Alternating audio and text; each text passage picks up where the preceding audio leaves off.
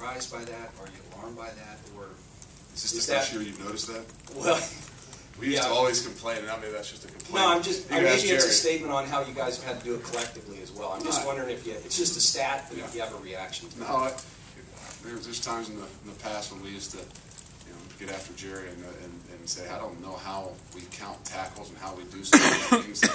How a guy, 6 guys from wherever can, be in the top 10 in the tackles, and yet we got, Brian Rowland, he's 14th. He's our leading, and back in the day when Marcus Merrick and some of those guys were getting 24 tackles a game, I don't know how they counted them. Yeah.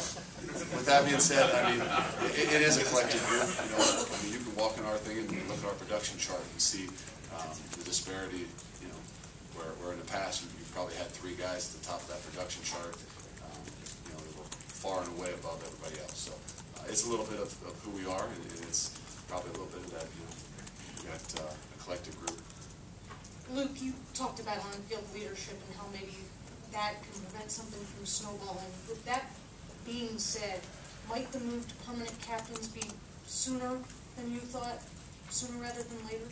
And are you happy with the leadership you're getting from your guys? Yeah, no, and our permanent captains, no, we made a decision how we were going to go with it. And, you might see more repeat guys, but that's, we made a decision we're going to continue to go with it. And even if the same guys were going to be captain each and every week, so we're still going to vote at the end of the year.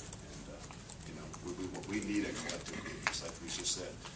We see a collective group, as the stats break down defensively, we need a collective group with this whole team.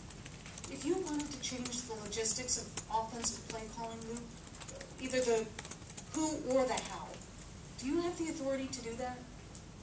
Yeah, why not? I'm just clearing up the room. Along that line, well, who else would I have to check with? My wife?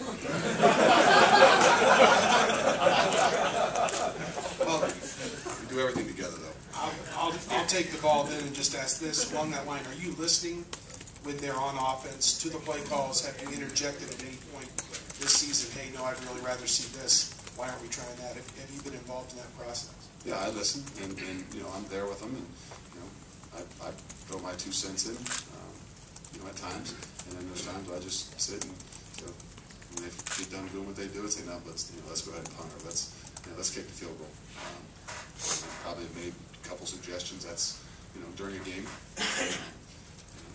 some good, probably some bad, and but that's a part of it. And as we grow and continue the process, but I'm always there. And that's what makes it hard sometimes defensively, is they're trying to ask me a question defensively, and I'm on the other side, and just more there for support and throw some ideas out when they're needed.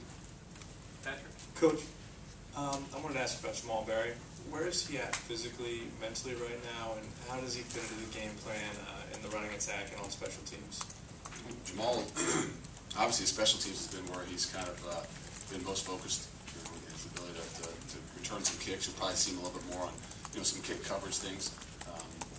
Jamal has a lot of ability, and there's a few tailbacks right now that probably get more opportunities than he does, based on how we play. And that's just a part of the football game. And I'm sure it's frustrating to him at times, but he also knows it's about the team. And he's no different than, like we said about Kenny Guyton at times. To say when your opportunity arises, you better be ready for it.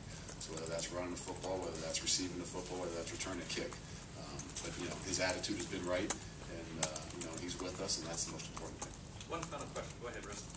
Luke, an Ohio State coach who I think is in this room, once said that Ohio State fans are with you win or tie. Are you aware of what the reaction was to the loss at Nebraska? Have you had any by play with anybody, any text, any words of support or lack of support or anything? No, it's there's who's going to support you, and that's the most important thing. It's a part of the football game. I mean, that's why we have, that's why you see 105,000 people in the stands every week. Because they care, because they're passionate about what. Sometimes I'm not sure, but that's a part of the game. I mean, they want to win, and our guys are no different. That's why we came here. That's why all of our players came here. And we're not going to be mad at them now because they're not happy with us. I mean, we love them when they're with us too. So we can't get caught up in those things, and I haven't yet to look at it. Like I said, since the last 6 weeks, I don't know if I've turned the television set on. So. Yeah, why not? I mean, I told you, I I'm motivated a lot more by criticism than I am by praise. So if it's out there, I don't mind it. Are you really motivated this week then? If I listen, yeah. No, I'm motivated every week, so it's a part of the game. And you know, I mean, there's a lot of people that have the opportunity that, you know, you can say what you want to say, but until you do it, you know, it's all talk. Whether they got ideas or I've got to stand up here with suggestions myself, it comes down to what you do. That's the most important thing. Great. Thank you. Thanks. Thanks, Luke.